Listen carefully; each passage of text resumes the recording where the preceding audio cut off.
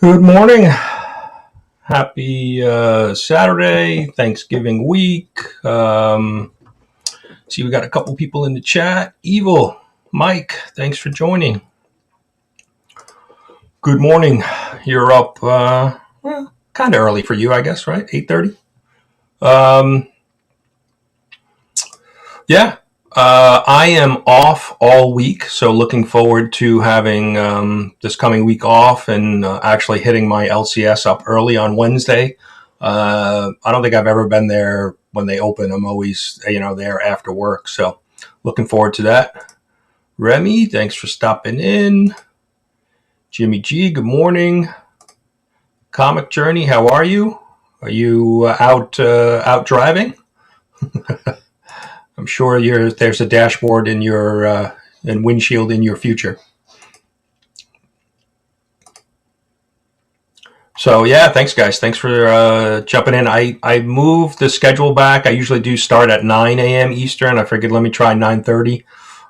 See if this time works a little bit better.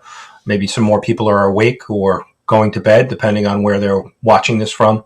I know there's a bunch of stuff going on this weekend down in North Carolina. I know Reggie Collects is having a garage con today. I'm not sure what time it starts, but he's invited a bunch of people down to, I'm not sure if it's actually going to be at his house or an off-site location, but somewhere in North Carolina, garage con, trading, selling, giveaways, a bunch of different stuff. And I know Tilex, the Mighty, and I think why am I drawing a blank? Southpaw Brad and a bunch of others are getting together to do a comic crawl today.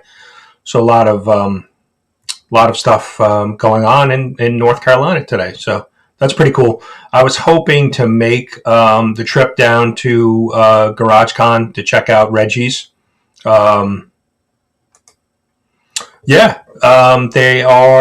There's two things going on. Like I said, the Reggie Collects, and then Tilex is doing some type of comic crawl with a bunch of guys today, going out to a bunch of different shops. I think their thought was, since they weren't going to Reggie's, they think that most of the other folks will be at Reggie's, so the comic shops might be a little bit empty to do some finding. Yeah. Yep. So yeah, they said I had. Oh, okay. Yeah, I knew it was some others going. I wasn't sure the exact group that was going out, but I was actually going to try to make the plan to go down to North Carolina from New York to join in really Reggie Collects GarageCon. It didn't work out. We're traveling for the holidays and next month, and so it's just having two trips back to back. And I know C2E2 is coming up. I think it's the second week in December, and I know there's a bunch of maybe Remy, I'm not sure.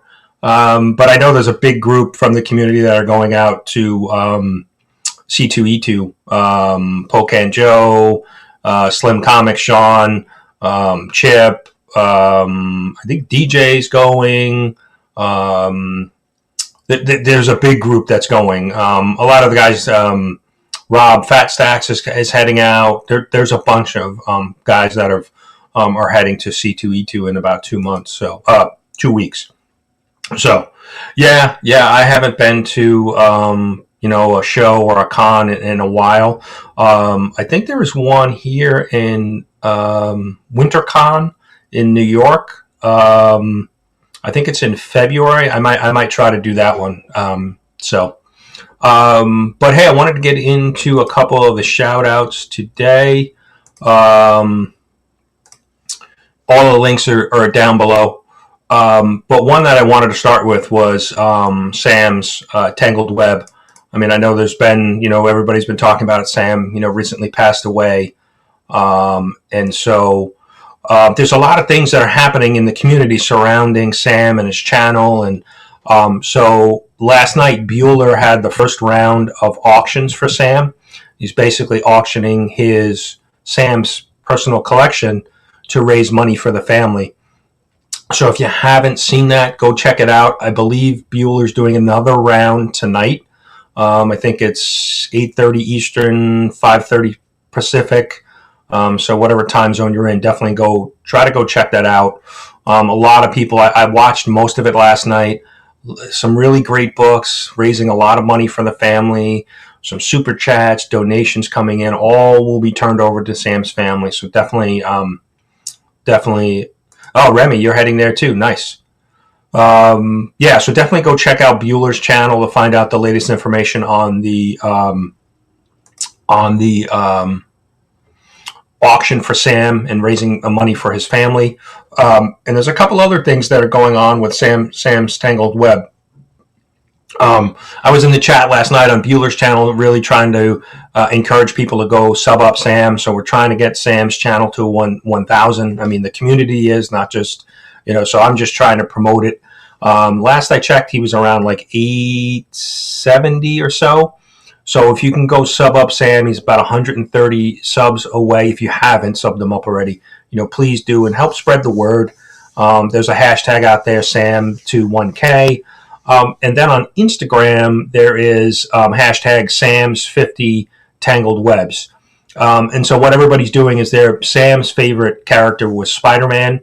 And so what everybody's trying to do is they are posting a picture of Spider-Man and tagging it with that hashtag, kind of show, little love and respect for Sam and his family, and just, highlight his favorite character, Spider-Man. And so if you even just do a quick search on that hashtag, you'll see a bunch of posts. I've done a few. A lot of people are doing Bueller, Bullseye Bob, John, Kids with Comics. I mean, there's a bunch of people that are on board with it. So definitely go check that out. Sam's link is down below. If you haven't subbed him up, please do. I mean, I think it would be really great. He's got several years of content on his channel. So having that be able to get to 1K and monetize, I think would be a nice little tribute to Sam, and a great thing. It could be a little bit of source of income for his family. So, Dave, thanks for stopping in. Good morning. Oh no, the auction was last night. Well, the first round of the auction was last night, and there were some really great books. A bunch of Spider-Man, but he had a complete run of Something Is Killing the Children. That went. I think it was issues 1 through 15. First issue was like the 4th print. He had a book signed by Tynion, and I think that went for about close to about $1,000, which really was a deal considering the prices on those books. So they were doing lots of 10 issues of Spider-Man, and they were some really great books, some key books. They auctioned off Amazing Spider-Man 252 in a lot last night. I think that went for about $450 to complete lot.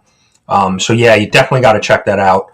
Like I said, a lot of people just from the community donating. Comic Tom was on. He, did a super chat, donated money. There was a bunch of people from the community just donating money, auction and buying books. But it was really good to see, and we know it's going to a good cause. So, Uncanny D-Man, thanks for joining. DJ, good morning. Yeah, so definitely check it out. Like I said, I think Bueller mentioned that there'd be another round this evening. And they, a lot of people were talking about Sam in the chat, and Bueller was sharing some stories. So yeah, definitely worth checking out. Like I said, even if you don't buy some books, maybe you do a super chat or send a donation over to the family. I know they have some expenses that they're trying to cover. So, yeah, Journey, I'm doing my look at me. I like the hashtag, look at me. That's I like that. It's pretty good. So I have a couple other shout outs I wanted to do today. A couple new channels that I've recently started to watch or definitely need some love. So definitely check a couple of these channels out. Yeah, I got to throw the hashtag look at me. But a couple of the channels I wanted to shout out. Southpaw Brad, just recently discovered his channel. I've heard some people talk about him in some of the chats, or so definitely go check him out. His links down below. He's under like 60 subs, so definitely want to sub him up. He's doing a lot of the similar stuff that a lot of channels do, hauls and mail calls and things like that. And he, like I said, he's involved in that North Carolina comic crawl today with Tilex and a few others. So definitely go check out Brad's channel. Another channel too that I have been subbed up to for a while, but I didn't realize he's maybe at 200 subs or a little bit over 200 subs. Surcam Stances, another good member of the community, shares some really great videos. So definitely go check out his channel. And I know one here that I'm going to mention, my next one that Journey's going to really enjoy is a Comic Bookworm. Again, looks like he's a fairly new channel. I just started to watch some of his content. I've seen him in Journey's chat a lot. I know he's talking about maybe eating some comic books as a bookworm. So you definitely want to go check out his channel. He just did a Comic Foo unboxing or auction win, but he's got some great content up there too. So definitely a couple channels that very low sub numbers that good members of the community that we certainly want to support. So definitely go check those out. Yeah, I appreciate everybody jumping in this morning. Everybody's saying Circumstance, and just his name, right? His name is great, but he's got some really good content, really good delivery. And then too, right? I think DJ was talking about it. Sent it out on Instagram yesterday. Was Alan May, his channel? He just did was $1,000 mystery box, which you definitely need to go check out Alan and his that unboxing, because there were some crazy books in that unboxing. I wasn't aware of it, and then I saw the Instagram post by DJ and went over and checked it out, and some crazy books. And there was a few others that I think is it the Dorkeries that maybe had a $900 box out. So I've seen a few unboxings of those. I mean, I'm not a big mystery box guy, because I'd much rather spend my money on known comics. But certainly when there's grand prizes involved, it's definitely worth taking a shot. But when I saw $900 and $1,000 price tag, I was like, wow, that's a little, because think about what you could do with $900 or $1,000. You could certainly target some books that you want for your PC. So he won't eat a comic. Yeah, I don't know. I know you keep you keep talking to him about that, but I wonder, maybe it's just the way it's prepared, right? Maybe we need to get Rob Fat Stacks on that and help him, season it up, or maybe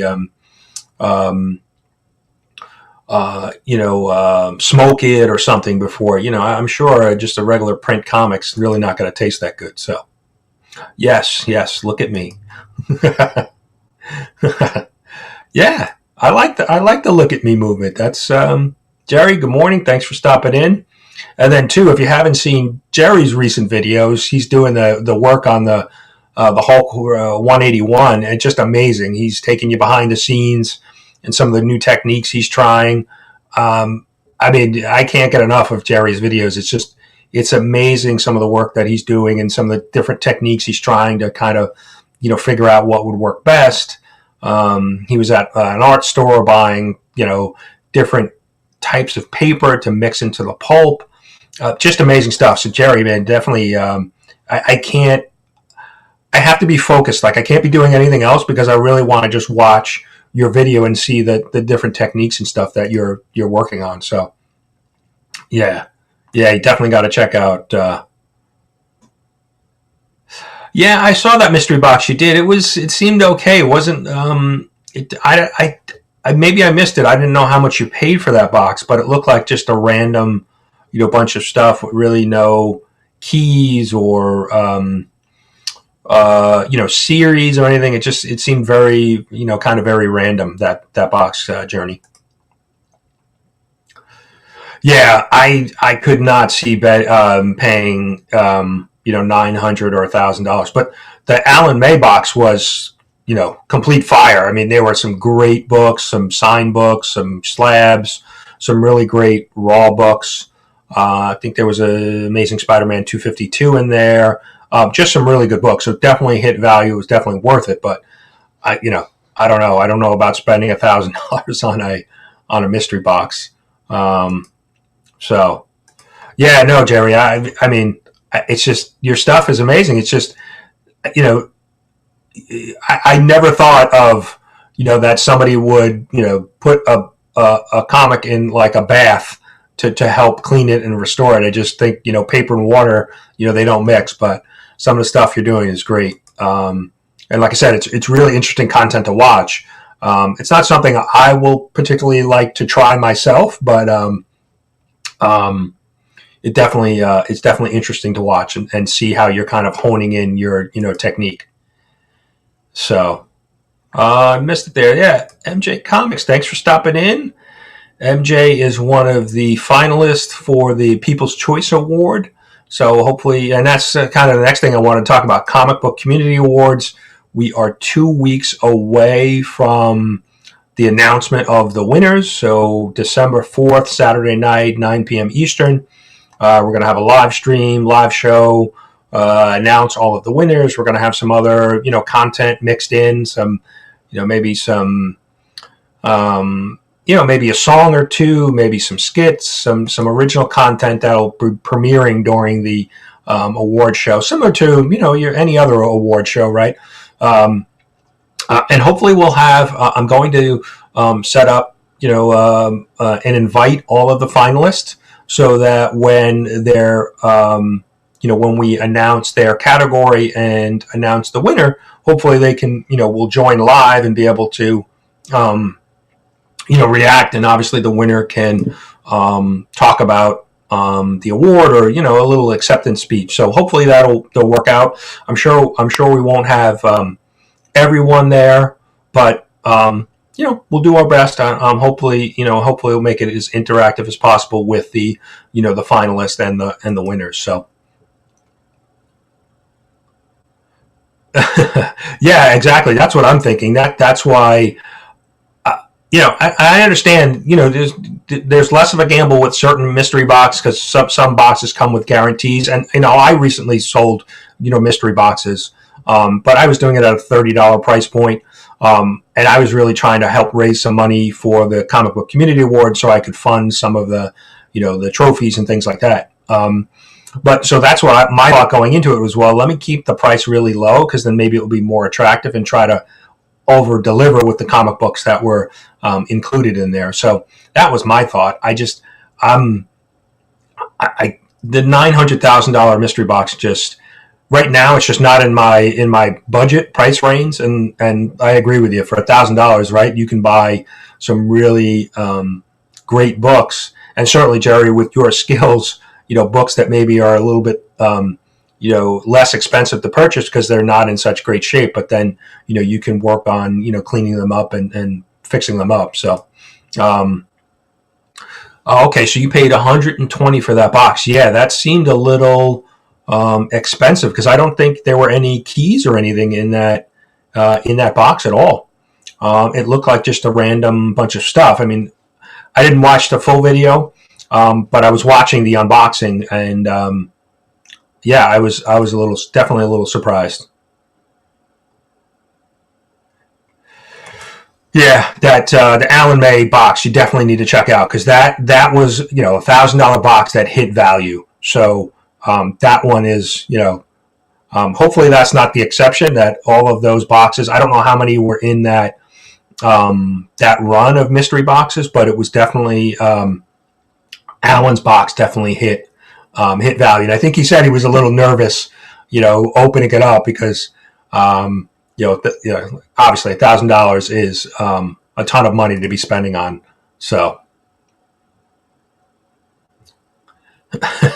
yeah, I think, we know we can get Comic Journey a little riled up. So, yeah, I think, that's why I'm upset that I keep missing his live streams because I can't go in there and try to, poke the bear and get him fired up. So,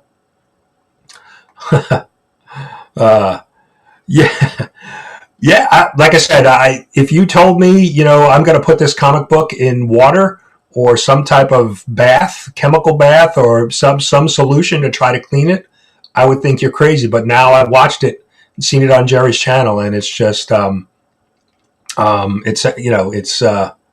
it's amazing to watch. So yeah, MJ, I think I'm assuming you're referring to the live show. Yeah, I'm hopefully hopefully it's going to be good. That everybody will enjoy it, have a good time. I'm trying to make it as interactive as possible and fun. So, Comic Book Community Awards 2 weeks away.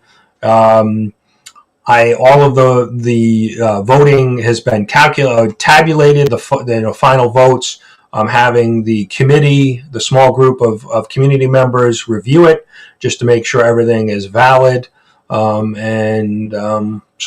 most of the hard work is done. I am off this week, so I'm going to work on putting together the show and get some messages out to all of the finalists via Instagram, let them know what the live stream is going to be, what the order of the awards will be.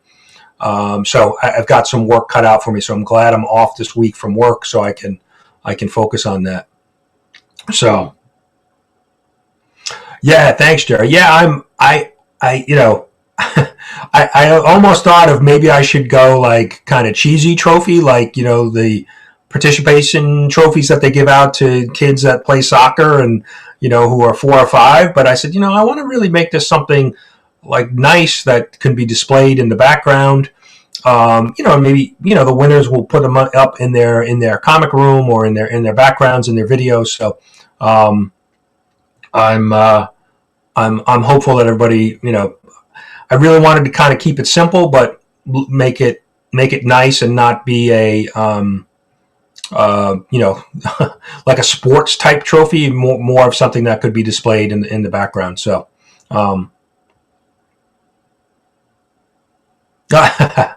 yeah. Well, and that's what I was trying to do with my mystery boxes, right? Is to provide hopefully some good books and definitely hit value.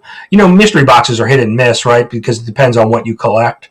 Really, it just depends on what, and I've seen DJ even do a number of mystery boxes, and same thing is like, he may get 12 books, but maybe 5 that is something that he's interested in, and the other 7 will go, out to gifts or, prizes, things like that. So, yep, Jimmy G, sub up Jimmy G too. Yeah, that's right, Jimmy's. I think you announced it, right? That you have 100 sub giveaway. So definitely want to try to support, all the channels. So definitely check out Jimmy's channel if you're not subbed up. Chop, good morning. I'm catching up on the chat. I'm sorry, I'm talking so much here. Yeah, Chop, thanks for stopping in. Oh, nice. We got a new sub for Jimmy. Aggressively, thanks for coming in this morning. Yeah, I'm just catching up on the chat here.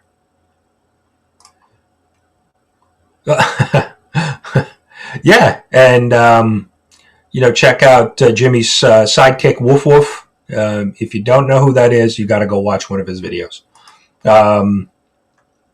So, yeah. A couple other things. Let me just make sure I put together some notes. So, yeah, like I said, Comic Book Community Awards, December 4th, all of the winners announced. Thank you to the sponsors, Cover Price and My Comic Shop. They provided some prizes. Like I said, winners announced December 4th. And if you go to the website, cbcawards.org, there is a original print or picture that Ignacio did for the Comic Book Community Awards. And that's going to be, I'm going to spill the beans here a little bit. That's going to be a print that will be sent out to the all of the winners. So definitely go check that out. One of my favorite characters holding a Comic Book Community Awards statue trophy. So definitely go check that out. I just put it up on the main page of the website. So definitely go check that out. So, yeah, Woof Woof, you gotta go check that out. So, so, the other thing I wanted to mention, I don't know about how, I'm still trying to get through some of my reading from this week. So I don't know what you guys have been reading. Amazing Spider-Man 78, be why. This was kind of a side story, but definitely it was okay. There wasn't a lot of Spider-Man in this. Peter Parker wasn't in it at all. Ben Reilly was in it for a few pages, but you have the two, the Daughters of the Dragon, so you get kind of a little bit more backstory on them and what they're doing with the Beyond Corporation. So definitely check that out. I still have a number of other books I need to read, but these are the books I've read so far. Eat the Rich. This has been a good series. I'm interested to see where it's going, but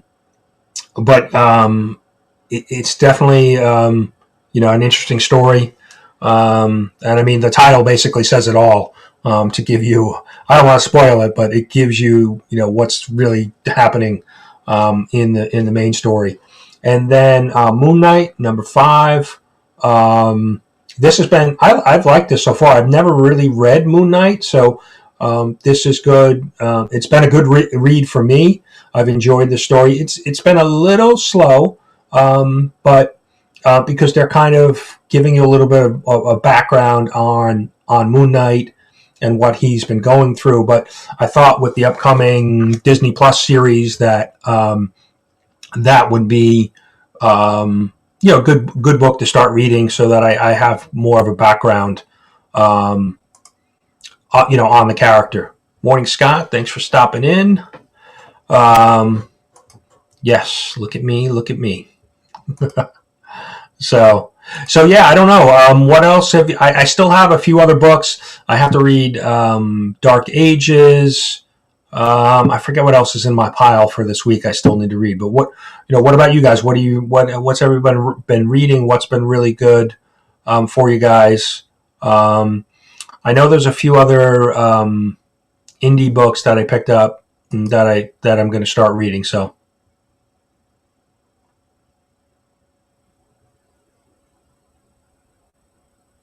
Okay, I appreciate that. Yeah, and that's one of the things that I'm certainly going to, once the awards are over, I'm going to take just a little bit of time off and just kind of clear my head from this year's awards. But early next year, we'll definitely be looking for feedback, from the community on, how this year's went and what we can do to improve things for next year. So, yeah, I'll certainly be look at me. Next year to get the feedback from the community, right? Because there was part of the community that felt like, they didn't know much about the awards and things like that. So definitely want to involve as many people as possible. We'll certainly be looking for the community's feedback. So yeah. So let me double check. I think that was all the things that I had from shout outs. Like I said, definitely all the links are down below. Go check out those channels. Sam's Tangled Web. Follow the hashtags. We're trying to get Sam up to 1K. And like I said, I believe Bueller will have another auction tonight, auctioning off Sam's collection and trying to raise money for his family. Jerry, have a good one. Have a good weekend. Well, that's right. And Jerry's got an 800 subscriber giveaway coming up. Gary B, the casual comic guy's got 1,000, and he's getting close to 1,000. And last I checked, I think he was maybe 60 subs away from 1,000, and he's got some big prizes to give away. He's got a bunch of the usual suspects will be giving away books. So if you haven't checked that out, you can submit a video for Gary's giveaway, and then check out Jerry's giveaway. There's a bunch of different giveaways that are going on. So yeah, I'm sure there'll be some rigged comments and things like that. But and a couple people mentioned to me, well, maybe next year when the votes come in, that there's a way to provide the live results, like who's winning, or at least maybe for the nominations, process. So I'm going to look at ways that I can, adjust the voting, both for, or nominations and then the voting process to make it seamless. So we'll look at some of that to see what we can do. Yeah, I'm the same way. Like I said, the three books I just showed were the books that I've read so far. I still got a pretty good pile, and then there's a number of books that I haven't read, like some Nice House on the Lake I've been collecting, but I haven't read. But now that I have the 6 issues and there's a little bit of a break, I'm going to read those. I'm trying to think. There was another series or two that I have like 3 or 4 issues that I'm going to try to jump into. Darkhawk was one. I think I read issue 1, but I didn't read issues 2 and 3. I got Chicken Devil this week, number 2. I want to check that out and see if I want to continue with that series. So we'll see. Yeah, I'm amazed. There's so many channels that that are just like don't. I would expect that they would have more growth by this time. Evil's certainly one of them. He's a review machine. I mean, he's just pumping out great content, great reviews, doing a lot of reading. They're like I mentioned, Circumstance too. He's got a great channel. It presents really well. He has great content, and like I said, I thought he was maybe in the 200 range in his subs. And then even some of the newer channels, it amazes me when they only have, a certain amount, 50, 60 subs, but they have really great content. So, yeah, but it's like the video that you asked everybody to dislike, comic. Nobody follows instructions, right? So, and Promiscuous Time Traveler still has his Google Doc with community member, channels to put your own channel on there and to follow others. So there's definitely ways that the community is trying to spread the word, but I don't know why people wouldn't sub up to other comic channels. I'm probably subbed up to 600 or so different comic book channels. So, if we all just subbed one another, we'd be at, everybody should be at least 500-600 subs. So I don't know. Yeah, so I get that too. The wife and kids. Yeah, the dogs listen to me, but usually only when I mention the word cookie. That's when they come running. But yeah, other than that, it's the same way over here. Nobody really listens to me. So yeah, I appreciate you guys, coming in this morning. Like I said,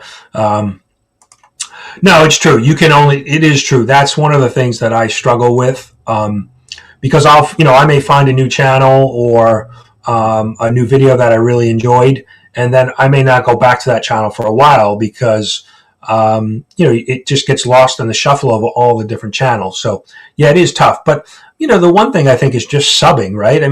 Subbing up another channel doesn't really cost you anything, whether you sub them up and watch a video or two, but don't go back for a while. At least that they're on your radar. So it doesn't it doesn't cost you anything, right? You click on the sub button and you can move on in theory. But I do try to watch as much as I can. But I'm starting to get to the point where you're trying to find that balance, right? You're running your own channel, you're creating content, and you're trying to be supportive of others. So it's tough. It's yes, yeah. Like I said, they listen to me occasionally, the dogs. Like I said, usually when there's food involved, or if I'm taking them for a walk, is really when they listen to me. So, yeah, no, and Chop is probably Chop watches everybody. He's everywhere, and so if he's having a problem with it, then the rest of us are. So I don't think there's a good solution to being able to watch because, obviously too, I think over the last 2 years, there's been a lot, or year and a half or year, there's been a lot of new channels, right? I know, when I started, there were a number of new channels, Evil started, Comic Journey, Dank Comics, a bunch of channels started right around the same time. And now there's even more new channels that have come on. So yeah, it's definitely tough as a viewer to keep up. I'm almost trying to find time to, when can I block some time to go, kind of watch some videos, or how can I maximize, But I have found like some of the long form interview shows, like Scott does his 7.5 questions, or Jimmy to Don, Small Town Collectibles, when he does his 10 questions, or even in the hot seat with the usual suspects, Gary's interview. I can throw that on the weekend when I'm like doing stuff around the house, whether I'm listening to it from my phone with headsets, or have it on an iPad as I'm doing stuff around the house. I can just kind of, those things are less visual. You can kind of just listen to get the content. So, the unboxings and when people are showing their hauls, I want to watch it because I want to see the covers. I want to see the books. So it's definitely, it's a challenge, right? To try to block in the time. So I had the devil show up on one of my live streams this week. I don't think I saw that. It's true. You can't watch everybody, right? If I like I said, I'm subbed up to probably 600 channels. I can't. There's not enough time in the week to watch all of those channels. But I am subbed, and if I do hear something, if somebody highlights something, go check out this video. I'll definitely go back and check them out. The new comic book day haul is usually a short video for most people. 3, 4, 5 minutes, so you can kind of check those out to see what everybody else is picking up. But it's definitely tough. It's true. I mean, I think one of the community members might have been kicking that around, like coming up with a channel that's maybe 24/7, kind of like a radio station, right? Different people take shifts. It might have been Mark over at Legion of Comics was talking about that, or maybe it came up in one of the live chats. But I think they were talking about maybe doing something like that. But there's certainly not a lack of comic book content. You can definitely find what you're looking for. I mean, I think initially I came to YouTube a couple years ago. I mean, I've been on YouTube for a long time, but never really regularly used it. I think I was, when I just started to sell some books on eBay, I really didn't have a good idea on how to pack them, to ship them. And so I went to eBay. I went to YouTube, did a search on, how to ship or how to pack a comic book, a raw comic book. And there were a couple videos that showed me that, obviously Gemini Mailer came up a lot, but there were other ways that you could pack comics safely and ship them. And so that was, and then I started to see other videos about comic book collecting and started watching them. That's how I found Reggie Collects. And then, then you're dished down the rabbit hole. You start to find all these other channels. So what live stream was that the devil showed up? I gotta go back and see this. There's always drama around Comic Journey's channel. There's always something going on over there. It's like, I don't know. You would definitely attract some strange people. Yeah.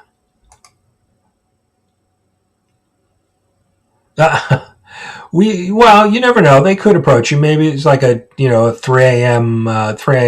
Time slot that we could fill you in. So, White Tiger, thanks for stopping in. Good morning. White Tiger's got a new channel. Got only a couple videos up, but looking to produce more videos in the future. So definitely go check out his channel too. Yeah, that's what I do now with telemarketers when they call my house. Like the whole, your car warranty's expired, or there's a virus on your computer. We've detected it. I just, now at this point, we've shut off our home phone. We don't really answer it. Everybody's got cell phones. But if I do happen to pick it up and it's a telemarketer, I'll just, I'll try to mess with them as much as I can. It's just fun.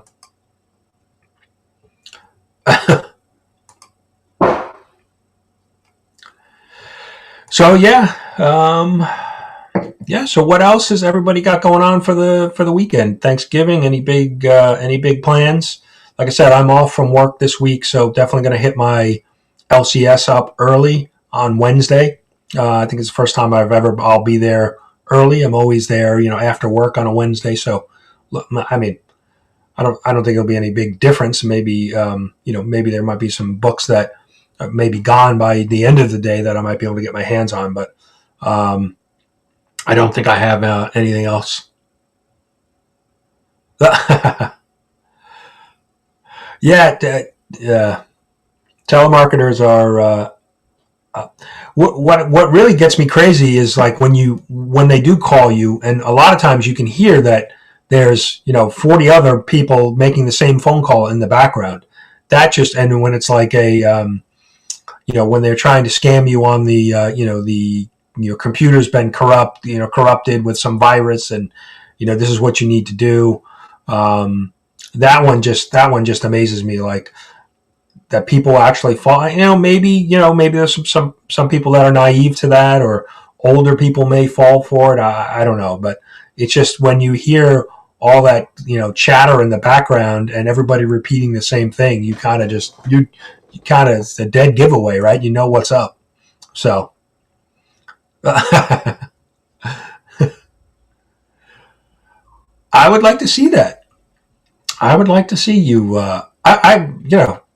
I really enjoy your channel, Comic. You're just so, you're very straightforward. You give your opinion. It is what it is. It's good. I mean, and when you have the Kool-Aid Man and the Devil now, how can you go wrong with all of that? Wow. Yeah. Yeah. Yeah, tell them, right? I am investing. I'm investing in comics. It's in a long box in my spare bedroom.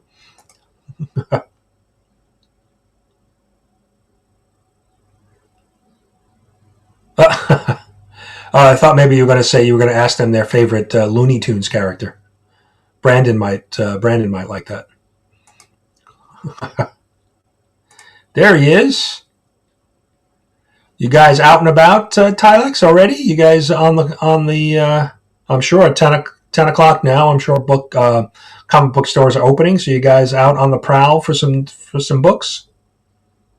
I mentioned it earlier. I mentioned the two big things going on in North Carolina this weekend. Your Comic Crawl, and then the Reggie Collects Garage Con that's happening today as well.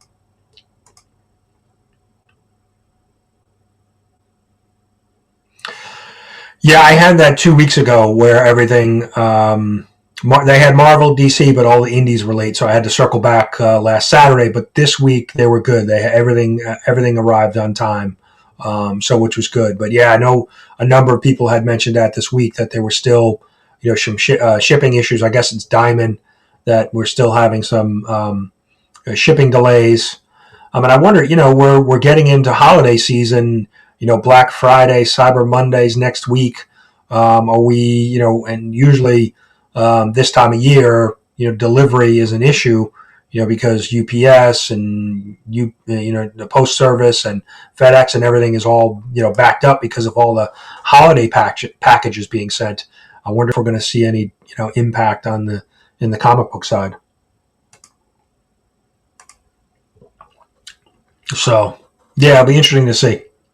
I know, I almost talk to my mailman a few times a week when I'm working from home or on the weekend, just kind of, and he's like, yeah, it's starting to get, picking up already with additional Amazon packages and things like that. So, well,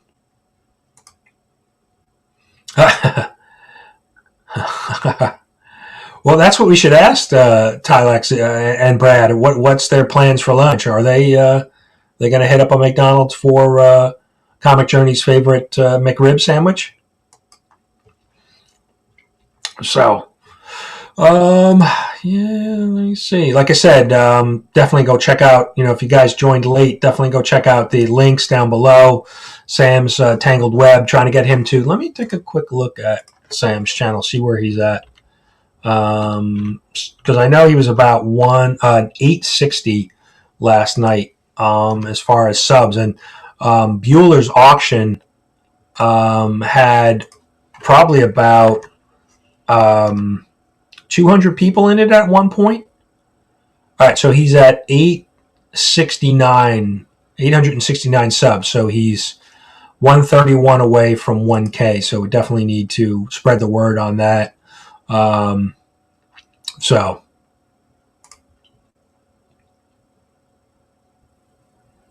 yeah, that could cause a problem, right? Maybe they're thinking you're buying more more books. But yeah, like I said, we've only had it happen once. There have been a few weeks where individual titles have been delayed. I think because maybe paper shortage or printing issues. Just a handful of books. But 2 weeks ago, like I said, all of the indies were delayed, and I had to do the same thing, circle back on a Saturday.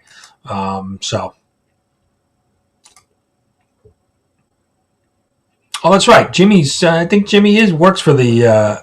Don't you work for the post office? I think I heard you mention that on one of your videos. So, yeah, he can give us the inside scoop of what's going on with the delays in shipping. So,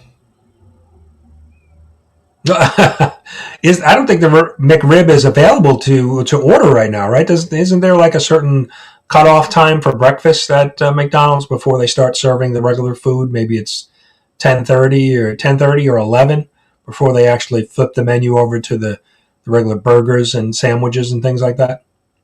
So, okay. I thought you did for some reason. I thought you said. I thought I heard you mention something about the post office, but okay.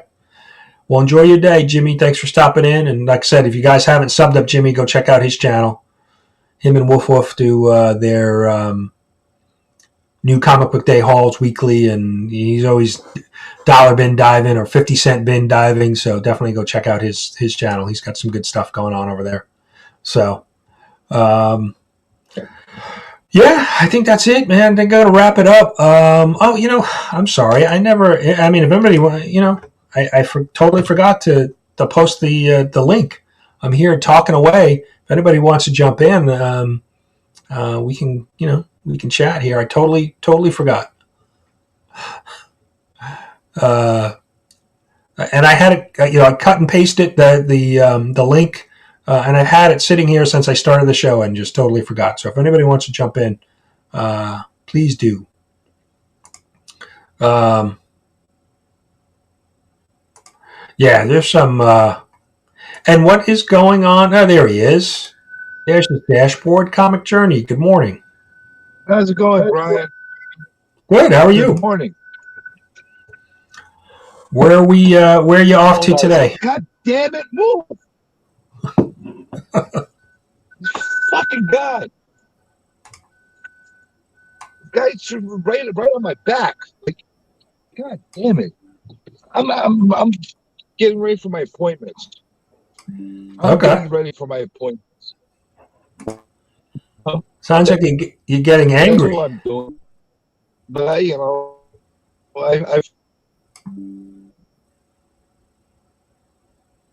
But sounds like we're losing you, comic.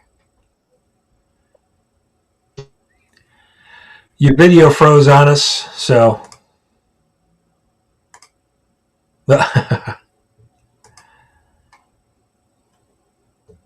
All right, we lost Journey. Once his phone reconnects, I'm sure he'll join us here. Yeah, I totally forgot to add the link to the live stream. So, like I said, if anybody wants to jump in, we've got a frozen windshield of Comic Journey. But if anybody else wants to jump in, let me know. There we go. Comic's back now. Getting a cup of coffee. We lost you for a second. You froze up. I don't know what the hell's wrong with this. It's YouTube. They don't like me. They block me left and right.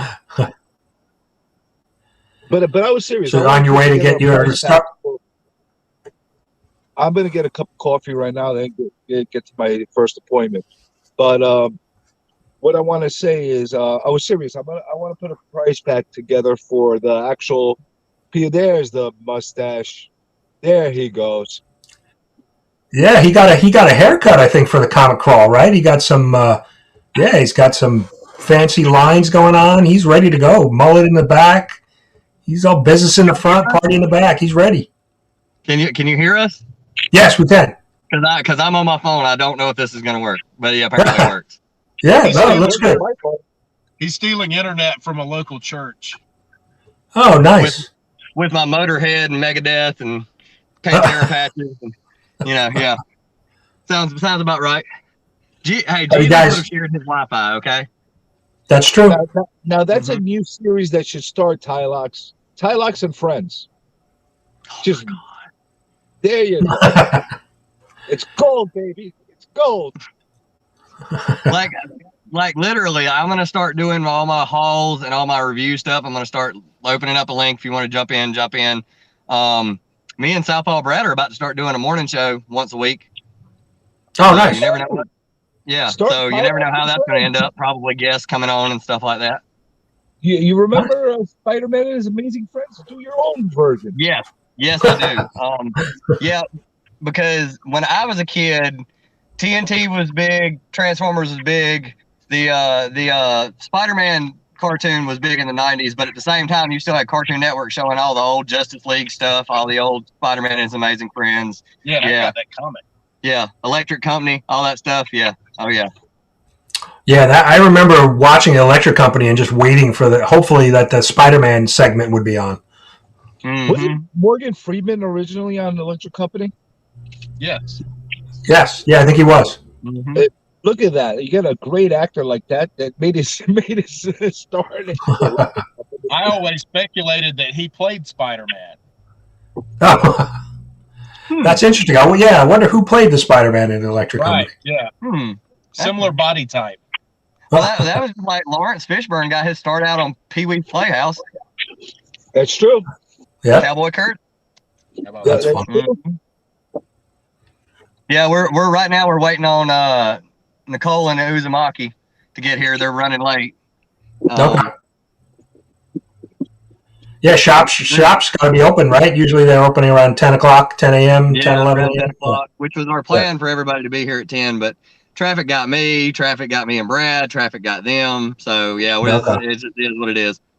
Yeah. Well, listen, Kyle, since you're on that full hunt, you know what you got to have your eyes open for? This is specifically for me. You see issues of Kool-Aid, man. You make sure you snatch those things up. All right. Yeah, we've got a few things that we're looking out for people for, just to see what we can find. Kool-Aid Man. Is that an actual comic? The Kool-Aid guy had a comic? Yep, I got the one already. Oh, God. Yeah, it seems everybody's had a comic one time or another. I've never even seen one. So issues 6 and 8. 6, 7, and 8 are actually 7 and 8 are the tough ones to find. The other ones. Let me guess. Last ones in the series. Yep. Low print run. First appearance of Strawberry Kool-Aid. That's what that is. First appearance of Strawberry Kool-Aid. Okay. So there you go. There was ever a high print run on these things. They were actually charging for them. They weren't even promotional comics. They were the 60 cents cover price. Yeah. People are actually buying the Kool-Aid Man. Oh my God. Yeah, Comic, you did an unboxing, right? Or a mail call with the first one a week or so ago, right? Yeah. I had an order. that backfired on me. I was supposed to be receiving 2, 3, and 4, and the freaking seller on eBay ended up canceling the order. I don't know why. So I'm probably because he sold it to somebody else for more money. Possibly, because I'm not paying more than a couple bucks for these freaking things. I'm not going to give them gold for a freaking Kool-Aid Man. Mm-hmm. He's my co-host, but I'm not going to freaking burst the Comic Journey budget on my stupid co-host. Your co-host. You know what? That you might need to look into making him your mascot. You just might need to go ahead and do it. You make Kool-Aid Man your mascot, and I'll look into getting the McRib. This segment sponsored by This segment sponsored by Kool-Aid Man and McDonald's. That's And we it. should have the I Kool-Aid think Man they, eat a McRib. Yep, I think they just pulled in, so we're about to get started. Brian, CJ, y'all have great days. Don't do anything I wouldn't do. I'm not sure. And, That's a pretty long list, I think. Yeah, that's pretty long list. And everybody in the chat, have a good day too. I hope everybody. Thanks, guys. Good. Thanks for jumping on. Good luck today. Have fun. Yeah, No hey, problem. glad to pop on. Y'all All take right. care. Yeah, no problem. Yeah, I shouted out Brad's channel earlier, so. It's funny. Look at Tylox with his new GQ mullet. He's Yes, showing I off, know. You know, Yeah, like I said, I think he went out and got a haircut just to look good for the comic crawl today. I think so. I think he's looking for public image right now. Yes. Well, I think he's really wants to promote the mullet category for next year's Comic Book Community Award. So, But I really want to do something for your subs, all the people that voted.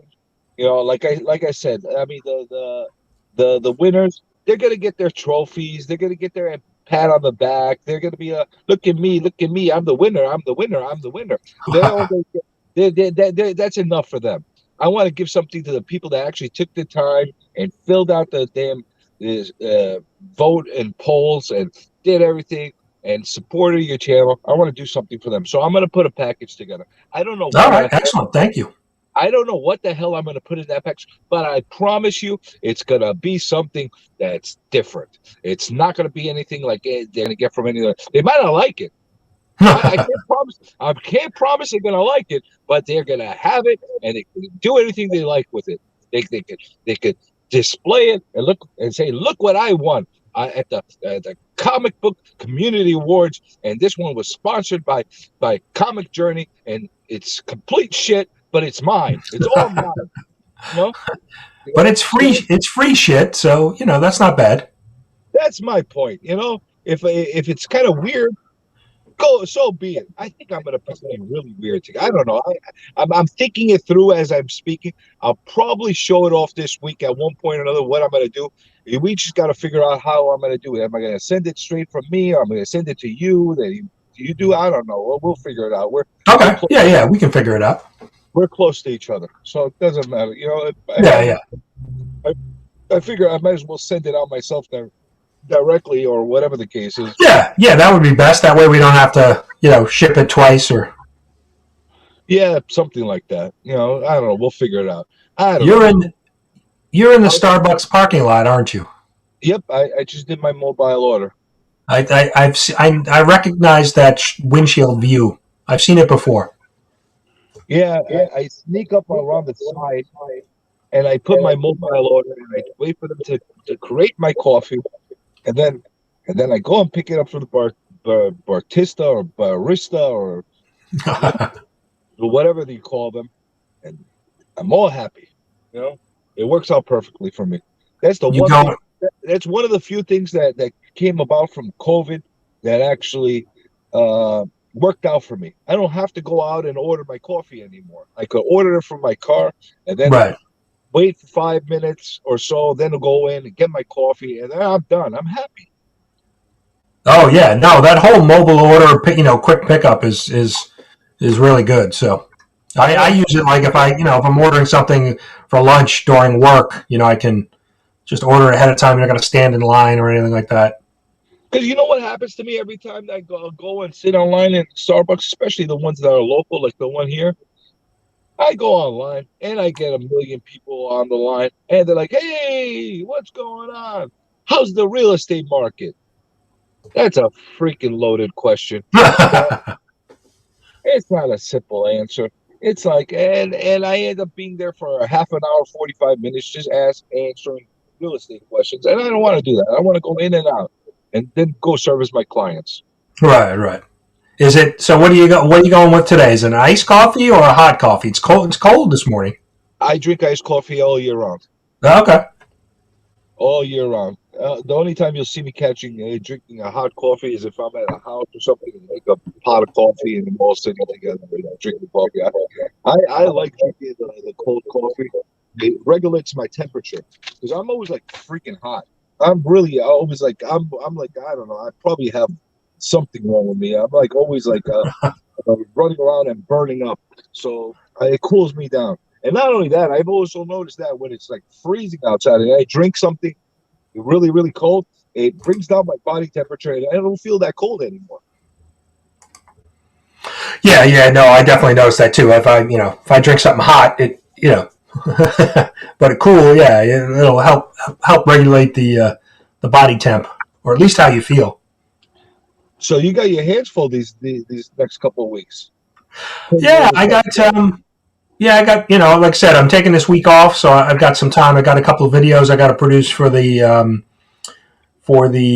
award show, and got to get just the lineup in order and start to send out messages to all the finalists. So yeah, a little bit of work, but nothing. I'm not digging holes or climbing ladders or anything. So you'll get through it. And the only caveat, by the way, to the prize that I'm going to give out, the giveaway, whatever the hell you want to call it, there's only one caveat. I don't care how you want to conduct the giveaway, whatever you want. You want to do a wheel, you want to stick everything in a hat. I don't care what you want to do, how you want to do it. There's only one caveat. They have to have somehow incorporated hashtag look at me. Something like that. Okay, that's we can do that. Caveat. I'm trying to spread the word. I'm trying to create the movement for the look at me movement. I like it. Hey, think about it like this. How many people have stepped up their game since I started calling them out? All of a sudden, people that are just like doing generic videos, all of a sudden they get nervous, and now they have to say something about the comics that they're showing off. Yeah, no, I like it. I mean, because it is a look at me, but it's more, when you're showing the boxes and things. I mean, yeah, sometimes, my mind wanders and saying, wow, look at how much money they just spent on those books. But it's more about, for me, most of the time, it's about the comics and seeing covers maybe that I've never seen before, things like that. But a couple of the mystery box, the $1,000 mystery box and $900 mystery box is like, wow, who's. For me, it's about the entertainment. How many people open up mystery box? Think about it like this. You got dozens upon maybe hundreds of people that do mystery boxes. And you could have two people that open up the same mystery box from the same place. Well, obviously, it's got different stuff in it. Or look, a perfect example, Comic Tom boxes. They're similar. They all got those variants in there. The only difference is a couple extra issues that go in there. So what's going to make your video different from everybody else? Tell us a little about it. Tell us about why the hell you're buying Comic Tom boxes. Tell us something. Right. Entertain me, damn it. Entertain me, man. That's all I'm asking for. Give me some little nugget of entertainment and knowledge or something like that. Dance. I don't know. Do something. Dance, monkey. Do something. I don't know. Yeah, no, it does appear like a lot of people buy mystery boxes, and then, if they get lucky and find something that they'll keep in their PC, but a lot of times they're just flipping a lot of that content. They're either selling it or using it for giveaways and things like that. It doesn't, it just seems like a source of content for them where, they can do a video because they have a mystery box. And the other thing is, I see a lot of people open up these mystery boxes, and you know that everything that they're pulling out is shit. Honestly, it's shit. Like, what the hell? You just paid. They're all like dollar books, and they paid like $50, $100 for it, whatever the case is, and they're acting like it's the greatest thing on earth. And I get the weird feeling, the weird underground feeling that maybe they're affiliated to that person that did that comic box, and they're just pretending that it's great. So somebody goes out and buys those boxes. Like I get that like I could see through some of these people like with that stuff. Like yeah. I mean, Taylor Winder, he ran into an issue where he kind of wasn't so happy about the mystery box, and the guy, he started a little bit of back and forth with the mystery box seller. It was upset with him that he kind of bagged on the mystery box. Well, you know what? He picked the wrong guy to pick a fight with, because I'm sure Taylor had a great way of responding. And I'll tell you something: if I'm not opening, I'm not doing these mystery boxes often. I got another one that I got. I think that's gonna be my end of mystery box, unless somebody wants me to specifically go out and buy a box just to rate it. I don't think I'm gonna go and do these mystery boxes, because they're a sucker's bet for me for the most part. Like, especially if you're gonna pay big bucks for them. If you're paying 20, 30 bucks for a box and you get a bunch of books, that's fine. That's fine. Right. But as far as spending big money on these boxes, why not go get a good comic instead and pick it up? Yeah, no, that's the way I would. I would much rather take the 500 or 900 or 1,000, whatever it is, and just go buy books I really want. Like I opened up your box. What was it, last week, 2 weeks ago? I don't remember when it was. And what was it? What it cost? $30? What was it? 30. Yep. All right. So I opened up your box. I got a bunch of books in there.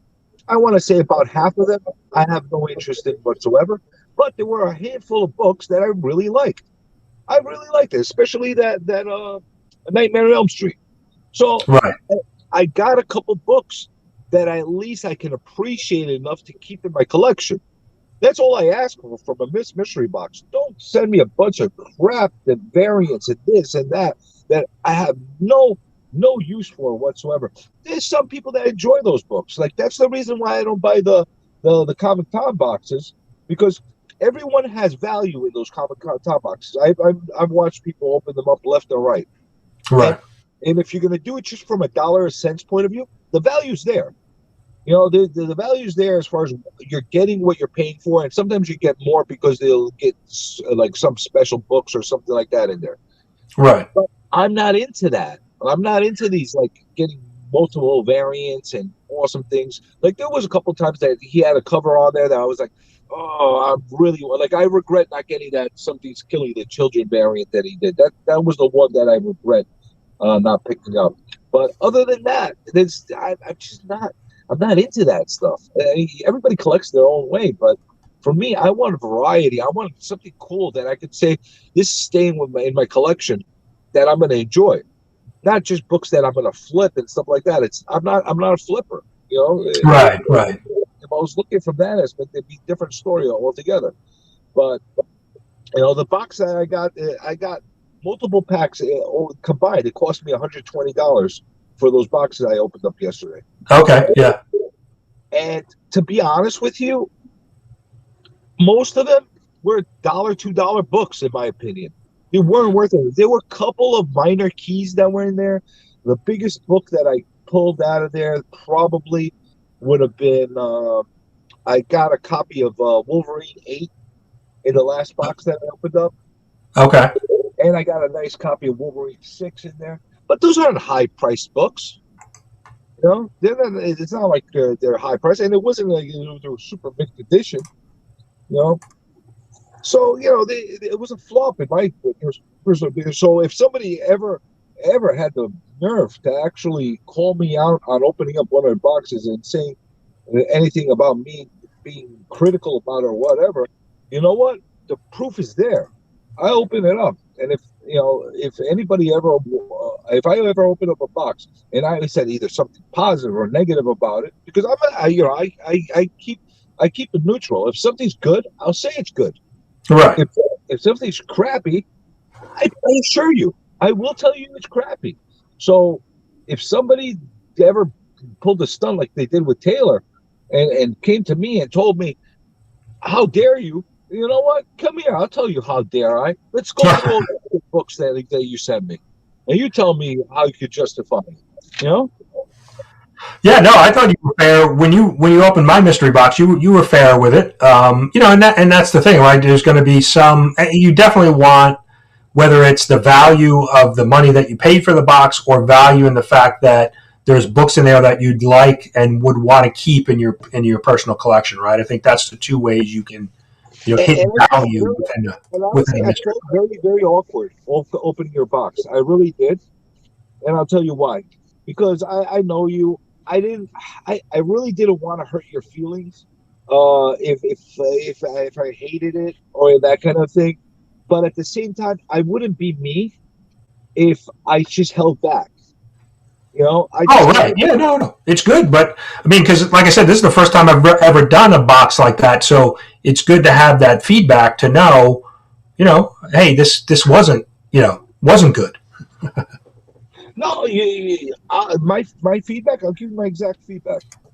Value-wise, the value was there in your box. It was definitely there. For $30, you got the value and then some. More than the value. Like if you price out every individual book, they came out over $30 as far as fair market price. Right. Okay.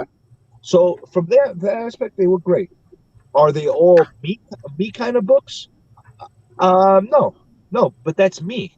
Somebody else might have gotten the same box and said to themselves, "These are freaking amazing." Right. Because they wanted them and they needed them. A lot of the books. I had some of the books that were in the box too, so that's another thing that Right, end up with doubles, yeah. But if I get like I said, if I get a couple books, there were a couple books that were there. The one that sticks with me was The Nightmare on Elm Street. It's just because I really like those books. Like I like those like horror, like Nightmare on Elm Street, Halloween, all these kind of books like that that were like reproduced from the movies. So I enjoy those. So, and that was something I had on my radar that I would want. And it's something that I probably would have paid $10-15 for if I found it in the shop anyway. I just never find them in the shops. Right, yeah. Sam, the cover collector just joined us. Good morning, gentlemen. Hey, morning. Cover collector. Did you know that he just hit 100 subscribers? I did. And he had a giveaway. The giveaway was last night. Nav's Comics won. Oh, nice. Was that with your mom last night? Yeah, that was a funny thing. Okay, so she was really excited about watching the giveaway, and she wanted to make sure that she had a link. So I sent her a link via text message. But when she joined the stream early, she saw the StreamYard link and clicked it and didn't realize that she was in the show. And since I was live, I was just like, oh, well, let's just roll with it. So she was my co-host for the giveaway. That's funny. Yeah. She was like your biggest cheerleader. I was actually abused by it. No, dude, my mom is my biggest cheerleader. I love my mom. I'm a mama's boy. I will admit it. And she's an awesome mother, so I was happy to have her. Well, when I first hopped on, I'm like, is he like pulling some kind of prank or something on us? Like I heard like a woman's voice in the background, and then I like listened a little bit more. I'm like, oh wow, it's mom out there with him. Because I had it on the books. You get 2 thumbs up. Look at me. Yeah, I got to go back and check it out. I didn't see it. I was watching I was in the Bueller auction last night. Pretty much that took up my whole night. So I got to go back and look at your video, Sam. It was really quick. As soon as I jumped out of there, I jumped into Bueller's auction because that was a pretty important event, man. So I wanted to be able to. Yeah. I don't know how I completely overlooked Bueller. For some reason, I thought he was starting it on Saturday. I was on a stream with him a couple days ago, and he mentioned Saturday. I didn't realize that he was going to start on Friday for some reason. Well, I think the second day he's going another day today as well. Yeah. Yeah, I'm just taking a look. He hasn't posted it yet, but he did mention that he was going to do another one, today. I'm going to mention something. I don't know if a lot of people know this. We were on, I think it was Surcam Stances stream, and we were talking about what they're doing and how they're helping Sam. And I don't know if people know this, but Bueller and a few others got together to help Sam's family with all the funeral needs that they had. So out of pocket. And the books that they're selling are all Sam's collection. They didn't want to take so it's really, really awesome. So, like, I'm planning on going on there tonight and probably overpaying for a few books just to help the family, or at the very least, just sending a donation out there because that family needs it at this time. Yeah, well, that's what a lot of people were they're sending in super chats last night, or even Bueller said, look, if you want to just even send in a donation via PayPal, you can do that. So there were There had to be well over $1,000 in super chats last night just to, for donations to the family. It might be better off doing it through PayPal, to be quite honest with you, because YouTube's going to stick their fingers into all that stuff. Yeah, no, and that's what Bueller had said. He said, look, if you want to, for buying of the books, do it as goods and services because they don't want to get flagged. But if you wanted to send in a donation via PayPal, just use friends and family and just say, what it's for. But yeah, because the super chat, that goes to Bueller's account and he doesn't get the money. I guess it's, YouTube pays you out like monthly. So it's going to be, a little while before he, probably, I guess, sometime in December before he gets that money. So and who knows donating directly is probably the best way to do it. And who knows what's going to be left over after that month? Right. Yeah, I don't know if YouTube takes a percentage of the super chats. I don't know how that works. No, they take a good chunk of your YouTube. Yeah, you would be able to tell from my freaking channel here. But I'm very well versed in how monetization works through YouTube, through my other channel. Oh, okay. But they take a big chunk. Like you get a rude awakening. And by the way, anybody that wants to get monetized and make billions of dollars on YouTube as a YouTube sensation, it's not what it's cracked up to be. I assure you. Effort, huh? You're not making the kind of money that you expected you were doing. Yeah, no, it's definitely a percentage. I mean, I've seen that with websites, AdSense and other, monetization through, websites. They, you're getting a cut of a cut of a cut. So it's not big money by any means. No, not even close. Not even close. When I first started my other channel, I was like, oh man, I'm gonna make some money. I hit 1,000. I'm like, wow, I'm gonna make some real money. No, that doesn't work. There go my retirement plans. You'll be lucky if you pay for your expenses through the YouTube. But I think I did see. Is it Comic Investments? Let me see. He did a video and he actually did a breakdown of his. How much money he makes. I like that guy, by the way. Yeah, he's got a good channel. He's very clear that he's this is a business for him. Yep. His dad was in the business, so he's got almost 6,000 subs. And he did a video, I think, when he hit 5,000, about how much money he makes. But his videos do get a ton of views. I mean, most of his videos are well over 1,000 views. Some are 2,000. But I think he's making about maybe $500 a month that he brings in with 5,000 subs. Yeah, that's not huge money. No, it's not. But it's certainly, you can upgrade equipment, or if you're doing giveaways, fun giveaways that way. So, well, think of it like this. There's a perfect example. By the way, I love his dry approach, and he's got like a weird sense of humor that I get for some reason. But he's got a perfect channel to compare that to. He's got around 5,000. He's making about $500 a month off the videos. But think about how many videos he's making in order to get to that point, and how much time he's putting into them. And he actually does some production on them. It's not like he's just like randomly going on and streaming and making no effort into that. He's actually thinking them through, putting them together, and I think he makes at least 3 to 4 videos a week, at least. So think of it just from the point of time, effort, and money. Is he really getting a return on it? No, he's not. Now, if he gets to 10,000, he's putting in the hours. You can see by the video quality that he's spending a lot of time throughout the day doing this. So if he gets to 10,000, 20,000, something like that, maybe then it's going to start turning into something of value for him. Yeah, no, but I think his channel. I'm trying to look. I think his channel is fairly new. He's only been around for about less than a year. And he's already had almost 6,000 subs. He That's came out like a bat ridiculous. out of hell with his channel. Like he got a fast following, and it comes down to the his production and value that he comes. Like I said a million times, this is the whole reason for the Look at Me movement.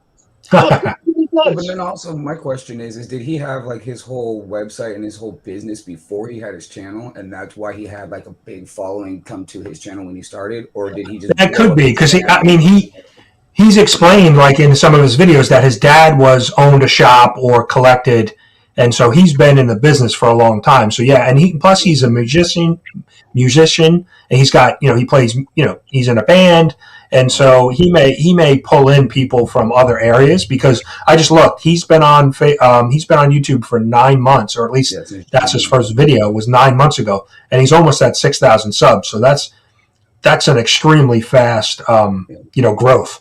If you go to their about, Absolutely. you can see the date they joined and how many views their channel has had overall. He's got 500,000 views. Yeah, He's got a strong yeah, I know. channel. He's got a really, really strong channel. And in order to do that, though, you also have to have, like you said, the work ethic and the personality. So the fact that he's a musician, I think he plays into it too. He's got a good stage presence. Absolutely. And people that have other channels and other interests in other groups of people that pull in to create a new channel usually start off really well. Well, but I mean, Usually it isn't a big starting board. He's on his way to $20,000 sub channel. well, look at the guy, the Comics Explained guy? Oh, I love Rob. He's great. He made another one called Geek Culture Explained this year, I think. Yeah. Oh yeah. He split out, right? Yeah. He's well over 100,000 people on that channel. Yeah. On the new channel. Well, it helped that he had 2 million people on his first channel to be able to feed into that. But I'm glad that he did that because I only watch the channel. I only watch the comic channel. I don't watch the geek channel, and I don't even follow that. So that's the reason why you have that type of separation. Yeah, and you can divide up your content, right? If you want to do something that's a little bit different, you can. But when you have that such a big following on one channel, you're going to have others that follow you over to the other channel. So smart from his perspective because he's got two different sources, and like you said, he may have two different audiences. Some of us watch the comic book and maybe not the other channel. Well, I noticed that like in comic books, we're really niche. So like if people go off into other subjects, it can tend to push people away. So if he wants to talk about something that might not be really comic book related, rather than having those people, unfollow him, he can just put it on this channel and have it not push those people away. Well, he's actually really smart what he does. I followed exactly his plan. He actually just got an office space where he's going to do correct production through there and that kind of thing. And that Geek Culture channel that he created, he's actually going to venture and branch out, bringing in other personalities on there to actually host some of the videos themselves on there. So it's gonna he's got a really good head on his shoulders as far as the business model for that is concerned. So I give him a lot of accolades. And by the way, sorry, Brian, I know I told you this privately. It's a travesty that the people weren't voting his channel for like a lifetime achiever or something like that because there was a number of channels that that were missed. I mean, even look at I know people were upset about Lords of the Long Box that they weren't nominated because they do some of their spec content and things like that is pretty good. It's pretty amazing. A lot of people follow them. So yeah, they're great. I watch them too. I love that chick that DJs with their freaking twisting her hair and flipping it all over the place. I like that. I actually really enjoy that. I enjoy that one. I like out of those types. Like you got that Incredible Defects and a couple of other channels that are very similar in style. I think I enjoy Lords of the Long Box the most just because it entertains the hell out of me, especially when they break out all those DJs and they go into these all different situations. But like I said, this is an award thing. Let me see here. People have to vote. You know, they're voting. It's not as if we're picking him out, and you have some guy, the googly eyes in the sky, deciding who's going to be the best and who's not going to be the best. You're not going to have anyone. So, well, Remy's here for his look at me chance. Actually, that's the only thing I wanted to do. I wanted to jump on and just tell everybody in the chat, look at me. I appreciate it. So now that you've all seen me, fantastic show, everybody, and I will catch you later. Be good, Remy. That was it. His look at me moment just for Comic Journey. He's got to make a chicken look at me video. Yeah, the chicken was the highlight for me 2 weeks ago. So you got company right now. I'm ready to go get my coffee. You guys have coffee. All right, buddy. Well, I'm gonna. We'll wait till you get back. I'm gonna wrap up hopefully soon. I got my to-do list to do this today. So Yeah, I've got a couple. but we'll wait till Comic Journey comes back with his coffee. That works. Yeah, I'm trying to get some advertising videos together for Monday's Whatnot auction. That's going to be interesting. I haven't done one yet, so we'll see how that goes. Oh, you're gonna first Whatnot auction? Yep. Yeah. Oh, nice. What's the same name on Whatnot? Yep. The cover collector. Yep. All right, I gotta go follow it. I'm following more and more people on Whatnot these days. Mm-hmm. I found that the more people I found, the more opportunities I had. You know, more notifications I got when people started going live. People that I didn't think were going to start selling. You know, I mean, I found them as buyers in other auctions, and then followed them, and then it just started popping up. And I was like, oh, that's cool. So it just I mean, I've watched a few. Nick's Kicks and Comics has done a few. The Rogue Trader did one the other night. So definitely seems like a very streamlined platform to be able to sell books because, you very short window for the auction, like a minute. It's, the initial timer is a minute, and then if somebody bids, it can increment back in 10 seconds. But you're able to move books pretty quickly if There he is. There's his iced coffee. Yeah, definitely. That was the main reason why I wanted to jump on as a seller was because, oh my goodness, we almost got a cameo. We almost saw the complete comic Did journey. you see a cameo? We did. Yeah. I don't know how much you got, but We saw your hair and your forehead. that's all you're gonna get. So I have a full head of hair, kind of, and I have a forehead. Yeah, we know that you're partially human. We've got that one. Right. I'm not completely alien. Well, I think we saw your chin on another one of your live streams, so maybe we can start to piece these together. That's the plan. Listen, honestly, I'm a weird guy when it comes to amusing myself. I've been throwing in Easter eggs left and right all over my videos just to amuse myself and see who's going to catch on. He's gonna have everybody going back and watching his videos 3 times just to find little connections. Listen, if anybody's mentally defected enough to want to waste their time looking back at all my videos and trying to figure it out, God bless them. This coming from the creator of the Look at Me movement. Yeah, right. We're going to have to start the show your face movement so that we can get Comic Journey on. Everybody wants me to show my face right now. Like I keep getting DMs and people telling me, show your face, show your face. Well, you know what? No, I'm not gonna appease the public. I'm not gonna appease you people. This is to amuse myself, not you. This is, and then he's gonna go and jump on somebody's stream and tell them, "Dance for me, monkey. Look at me." You know what? I might do something so freaking nuts. I might say, you know what? If I get 1 billion subscribers and everybody dancing for me, I'll show my face. That's it. I'll never have to show my face. We live in a world where there's enough connection. We can get 1 billion people to do it. That's it. Tomorrow. Is there actually a billion? Is there actually a billion person video?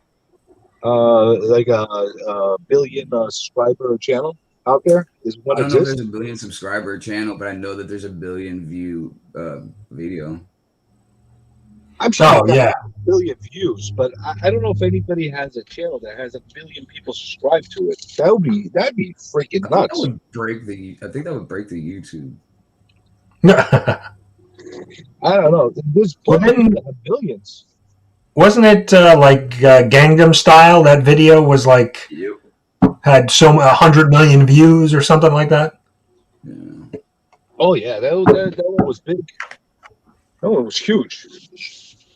But it's these things are like honestly, what's the point of showing my face? It would kill. It would kill. Like people think I'm some kind of freaking cyclops. Well, no, do like Metarog. Wait until you have a milestone, and then like set a milestone, and then once that happens, then you do it as a prize. Yeah, but what kind of milestone am I gonna put over there? Like I told Jerry, he gave his face too quickly on Usual Suspect. Oh yeah, but that was good though. That was interesting to see Jerry that night.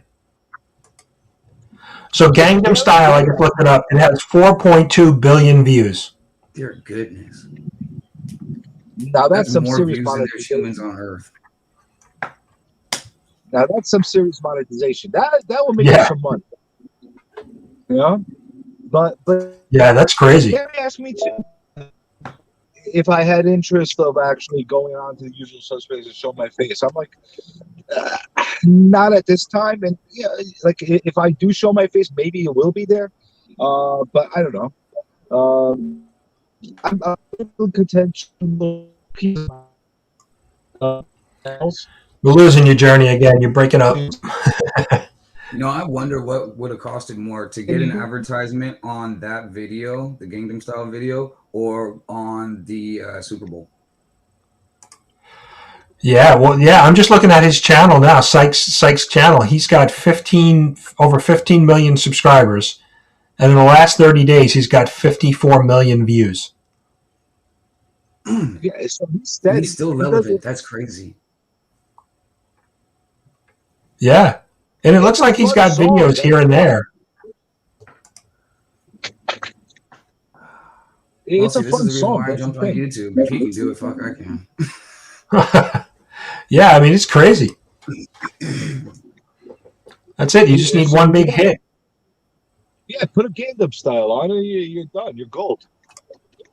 We'll do a Comic Style. We have a new hashtag. Remy's got a new hashtag. It's hashtag Look at Me, Not Comic Journey. Mm-hmm. Damn you! No, actually, that's a good one. Look at Remy. Don't look at me.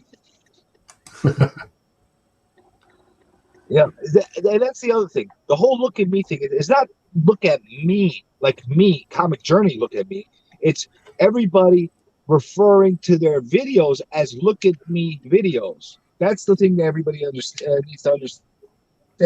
Rob got pissed at me. Well, Rob from Fad Stacks, he got pissed that I'm dictating to people whether they're boring or not. Like, do I have the right to do that? I'm like, I absolutely have the right to do that because it's my opinion. That's it. Yeah.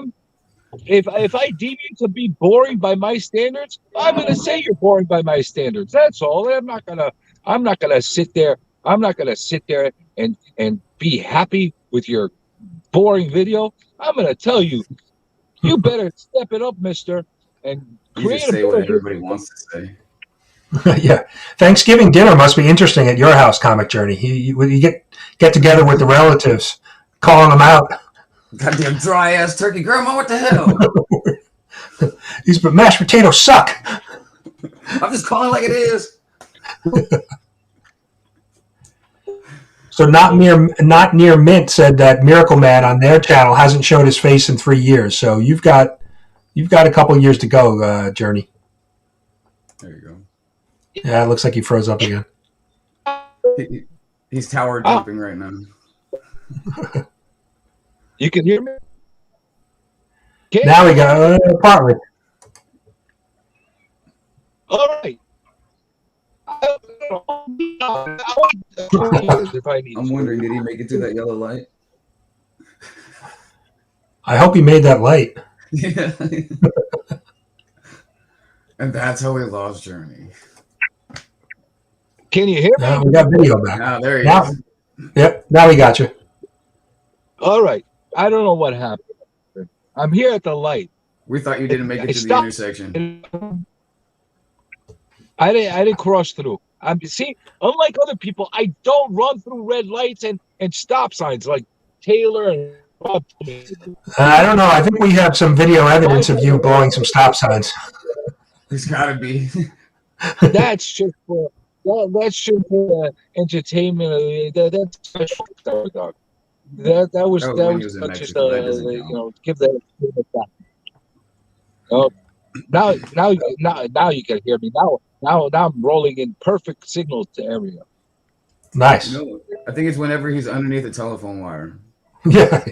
Something's interfering. Yeah. Just don't stop. Just keep driving. These vital supermarkets are taking over the world.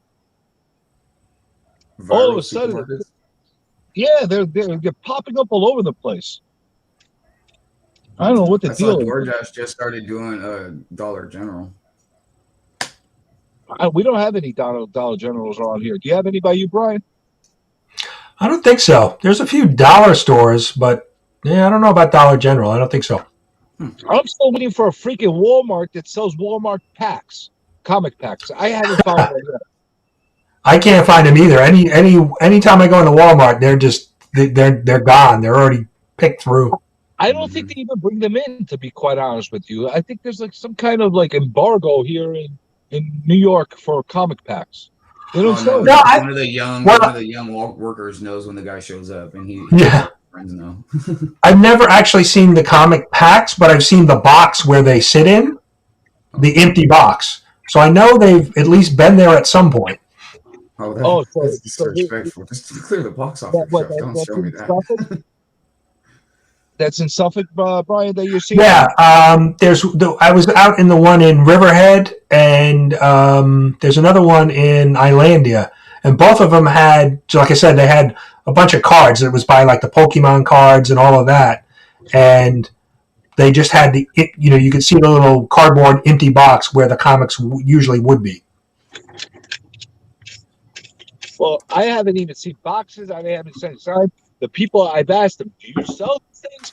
They're like, I don't know, because they're morons. All the people that work there, they have no idea about anything. I asked them a question.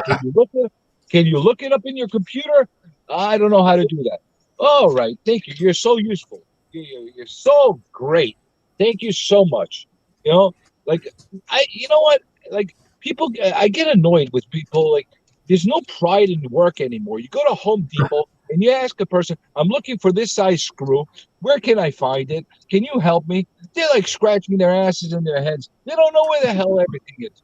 All I ask is, please help me. Put some effort in. I know that it's not a high-paying job, but you know what? When I was working minimum wage, I put the best effort I can into whatever I was doing. It irritates the hell out of me. And Walmart employees, they drive me nuts. It also helps that we're in New York and there's some kind of rift going on between New York and Walmart. Well, I had a friend who was in Walmart, and she was using the self-checkout, and she was double bagging, because she had like a gallon of milk and an orange juice, that kind of stuff. And one of the Walmart employees came up to her and said, can you not double bag? Can you just put those in individual bags? And she said, well, either way, I'm going to still use the same amount of bags, because if I single bag it, I have to put one for the milk and one for the juice. If I double bag it, I put them both in the same. So it's the same amount of bags. And she's like, no, it's not. Don't double bag. Put them in a single bag. And so this argument went on for about 5 minutes. So she was like, okay. And so she didn't want to argue with the Walmart person anymore. So she just single bagged it. But at the end of the day, it was still the same amount of bags. But the Walmart employee couldn't do the math on it. So she didn't know. Well, you see what I mean? Morons. Morons. I was trying to be nice. I wasn't calling names, but yes, it wasn't. She was not. You don't have to call them names. I'll call them names. Morons. Morons. That's it. Look at this thing. You see this across from me?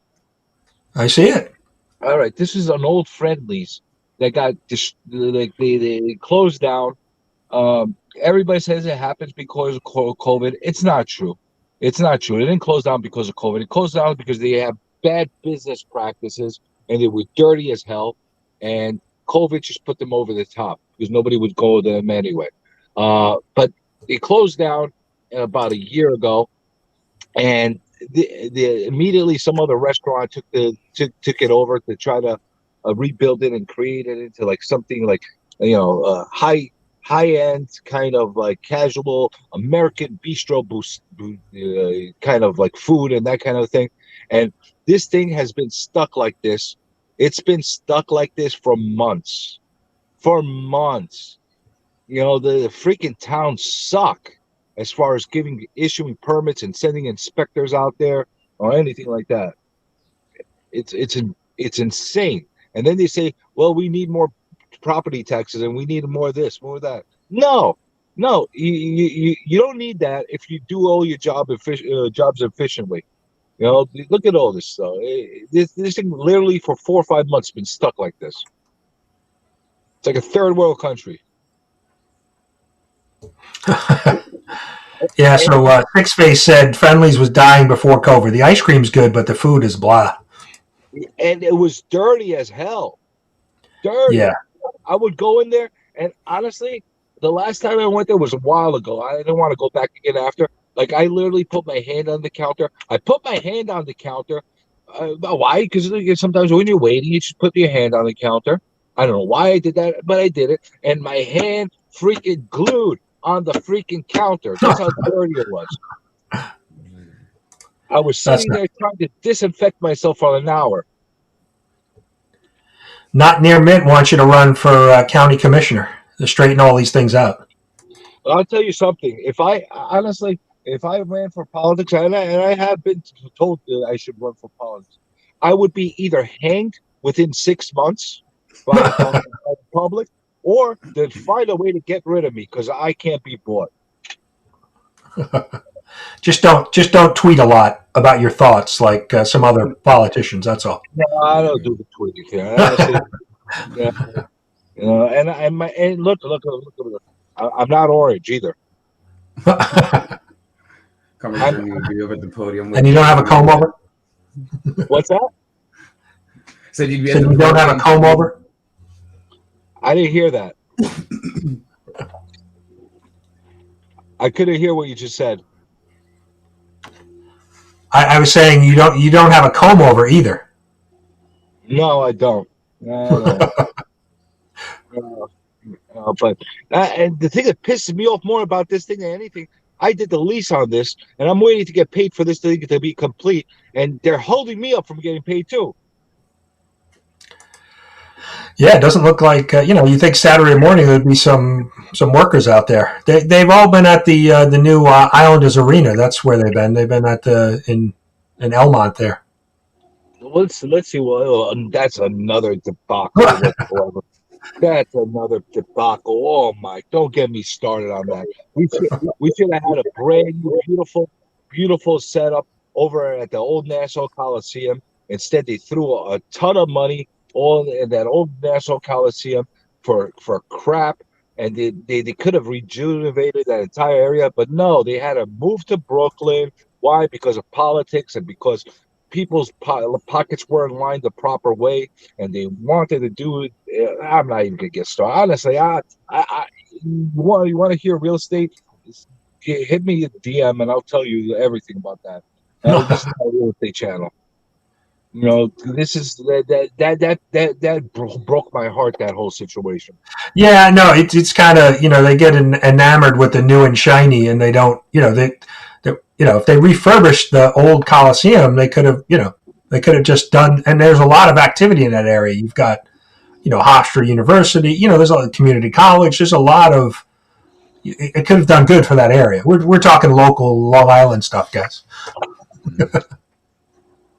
And think about all that. Forget about it. They could have done so much stuff. Let's campaign to get a good comic convention to come to Long Island. Let's start little steps. Because we can't even get a good one like that happening here. They happen always at Javits Center, and it sucks over there at Javits Center. Parking sucks. When you go and park it in the parking lot, it costs $1 million to park your car. Either that or you got to take the train. And who the hell wants to go and take the train with expensive books in your hands, especially if you're taking them to go get signed or whatever you're doing? That's always one of my biggest pet peeves with these conventions. They should be in very accessible places with plenty of parking and that kind of thing. So they should be in upstate or Long Island. I forget. There was a video I was watching. Somebody did a big comic book, the New York City Comic Con hall, and like he bought so many books, like mid show, he had to go run home, and he lived in New York.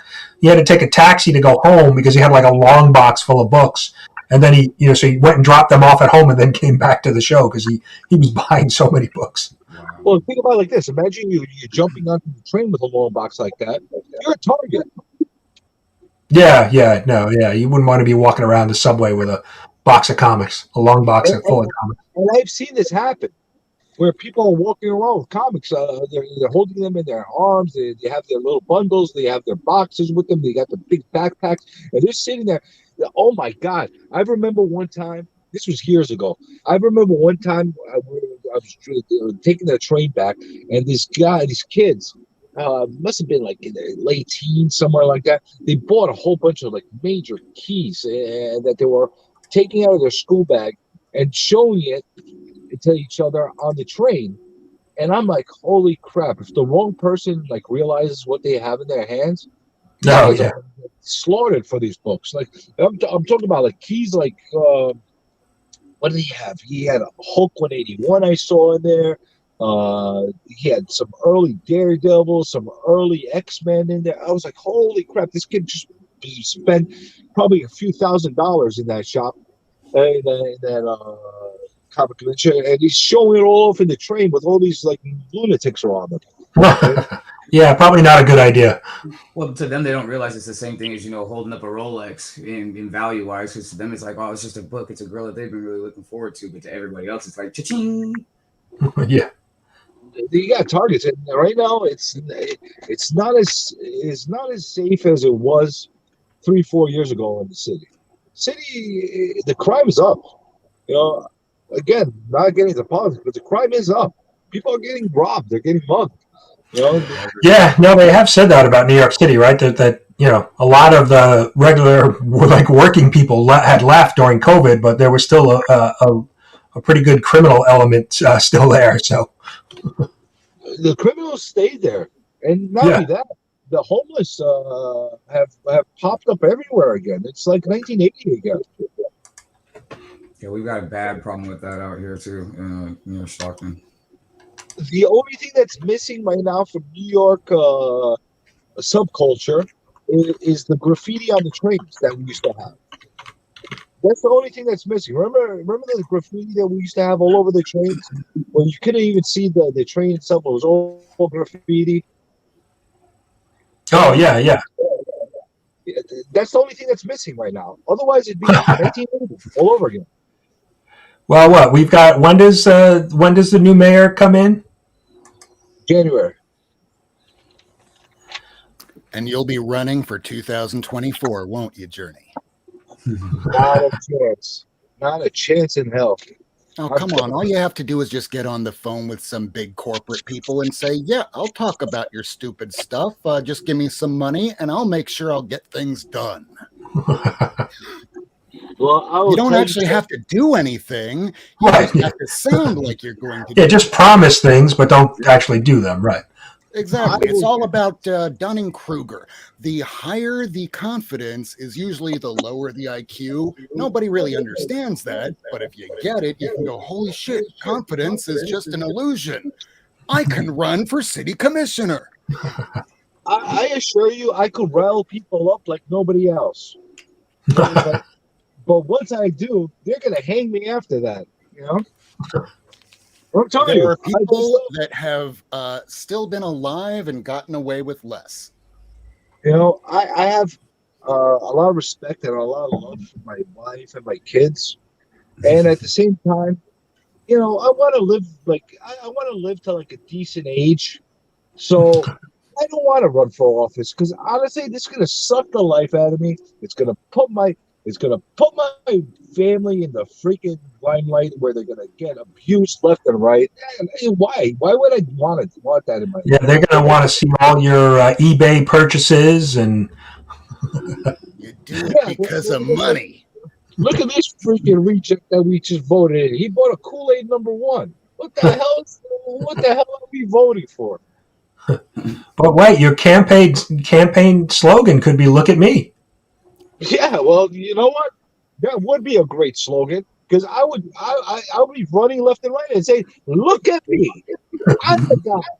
You know, you want to look at the other person? Go ahead, and then you're gonna look to throw more money down the toilet. And I'm sick of the corruption. I'm sick of all the waste that's happening with the freaking taxes and everything. Why can't I just work and keep the money? Why do I have to give all my money away? I hate taxes. You know? Yeah, wasn't there an infrastructure plan that was supposed to pay for roads and bridges? Why do I have to pay for that with my taxes? Well, you know what? If my money actually went to infrastructure and to roads and to stuff like that, I would be so happy. I would not complain. But you know what? It does not go in there. You know where it goes? It goes to line people's pockets, and it goes to special interest groups, and it goes into the abyss. Where did this money go? Oh, well, we started doing a research plan of how this environmentally affects blah, blah, blah, blah, blah, blah, blah. And all of a sudden, the money disappeared. And we don't have any money to actually do what we were setting to do in the beginning. So now we got to raise more money. And maybe we'll sell some bonds that will never mature. And there you go. You know? This is the kind of definition. Journey, I'm a court reporter here in Miami, and I get to really find out where the money really goes. So what winds up happening is that police and different people start doing really horrible things where they get sued. And then the money that used to be in the coffers for the city now goes to provide for those lawsuits. Say that a police officer wound up jumping the curb and hitting your kid, and now the kid's crippled. You just sued the city for $88 million. You didn't quite get it. You got 76. But that's still your taxes that they had to pay out for stupid bullshit. You're correct. You're correct. A lot of that money does go to those places. And listen, I sound like a raving lunatic at times, but there's a lot of stuff that I know that is very valid as far as where a lot of this waste goes. And what you said, sense because you have a feeling for your community, which a lot of people, they just give up. They resign themselves to it. No, they're drones. All they do is like follow. Oh, right. We have to pay more. Go ahead, pay more. You want? You know, it drives. Now this is gonna rile me up. Do you know how much we pay in New York as far as our taxes are concerned? If you live in the city, thankfully I don't live in the city anymore. But if you live in the city, not only do you have to pay federal income tax, not only do you have to pay state tax, not only do you have to pay city tax, then you got to pay MTA tax, and then you got a whole bunch of other beautiful taxes like sales tax that you have to pay that are never accounted for, and you also have all kinds of other imputed taxes that are stuck in there. So by the end of the day, whatever you're making, it's peanuts. It's peanuts because it's ridiculous. Unless you're making a good chunk of money every year that you have a good amount left over, you're in bad shape. You know, and same thing goes on with California too. I don't know who's worse, if it's us or California. It's bad everywhere. Did you have something to say, Brian? They're legalizing sports gambling in New York, so that's all of that money will fix everything. Oh my God, they did that here in Miami. There's a place called the the Seminole Indian Reservation that just started up online gambling. So if you wanted to use your smartphone to go, I want to place a bet that the Miami Dolphins will assuredly lose this weekend, you can do that. And it doesn't matter if you're in Orlando or in Key West. Yeah, that's what they're doing here, and they have it in New Jersey now. And I read the stats for like last month. It was like they made a profit combined because there's a bunch of different sports books, like $600 million in profit in sports gambling. Now, And that's just gambling's start. already a problem with addiction because I'm an alcoholic in recovery for 3 years. To give people that much an easier option to from go, your I'm phone. gonna throw my money away. I mean, shit, there's eBay for people All right, like now, us. now you're really gonna get me freaking riled up, and I'll tell you why I'm gonna get me riled up. This is just another. This is just another equivalent to what they're doing with the lotteries. The New York Lotto and the Powerball and the Mega Millions and all that. That money, you know where it was supposed to be going? It was supposed to be to the schools. It's not going to the freaking schools. They're doing other things with it. What other things? Magical other things that you don't need to know about because you're just a dumb citizen that pays and you don't have to know.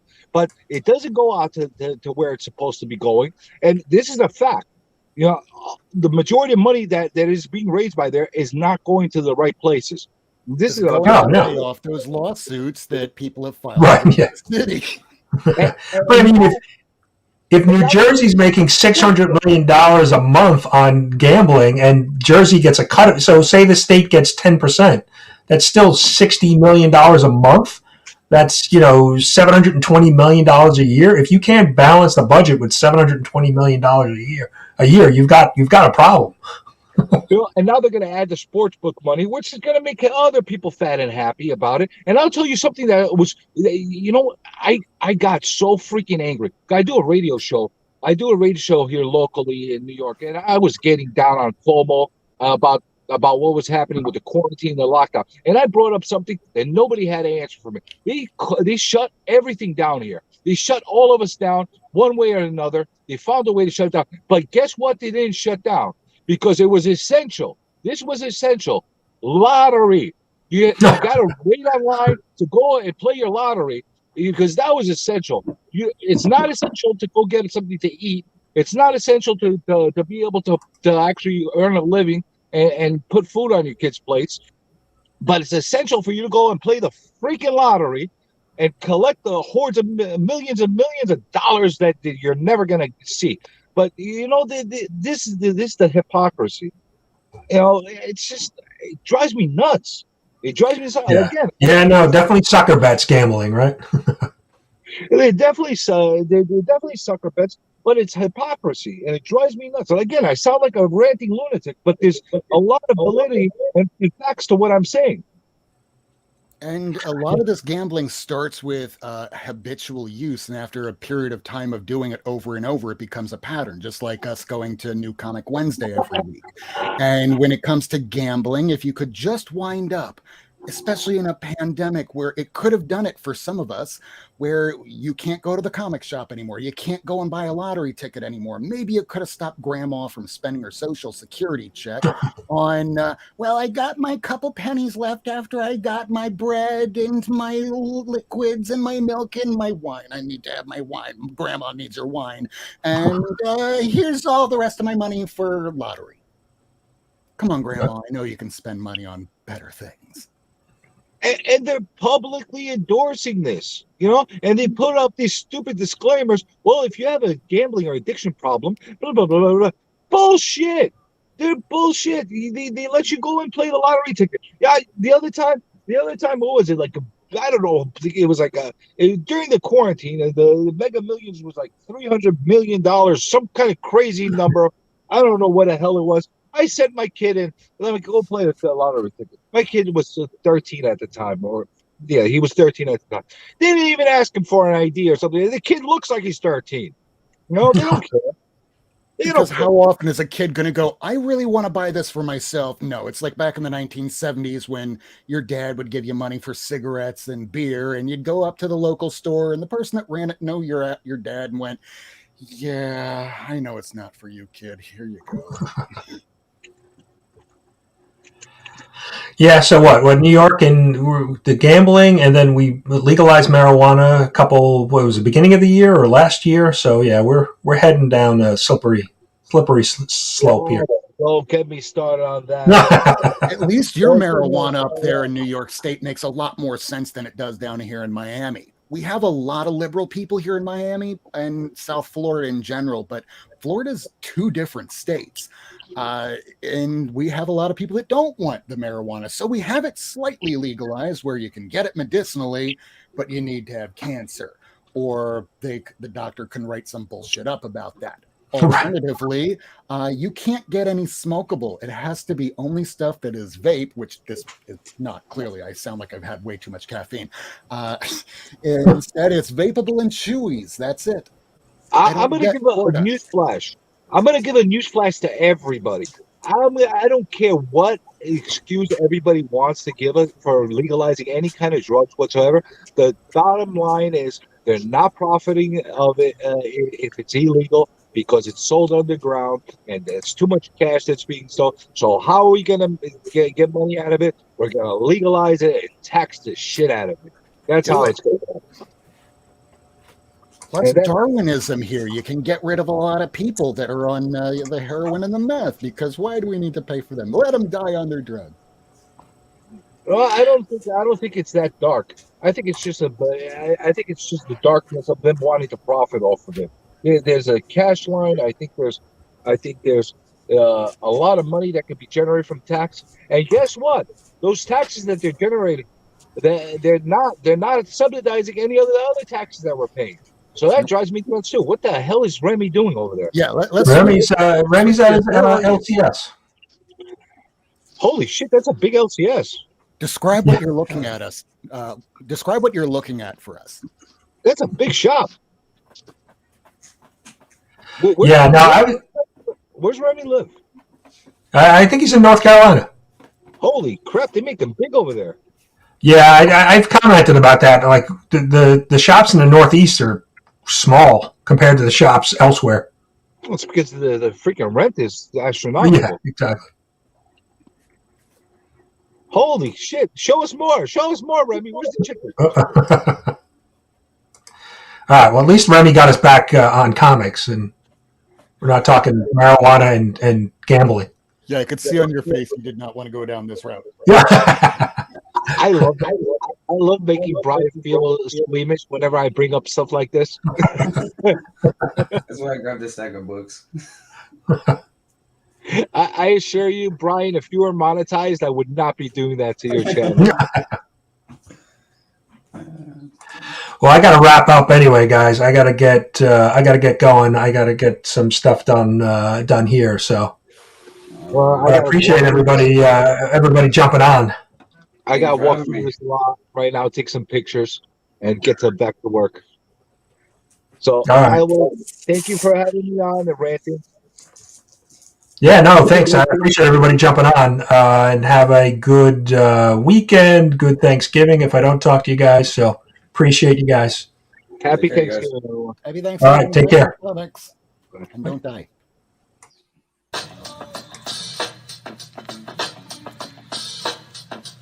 You down with LCS? You down with LCS? You down with LCS? Who's down with LCS? You down with LCS? You down with LCS?